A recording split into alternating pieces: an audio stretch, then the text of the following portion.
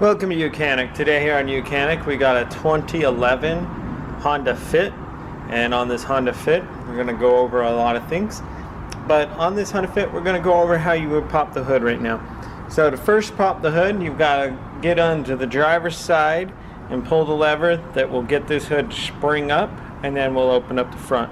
And like I said, that will be in a photo of where the handle is to grab, pull back, and 1 second.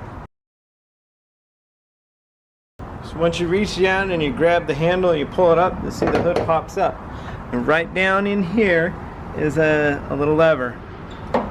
Pull it to the right, and that unlocks it. It moves this right here.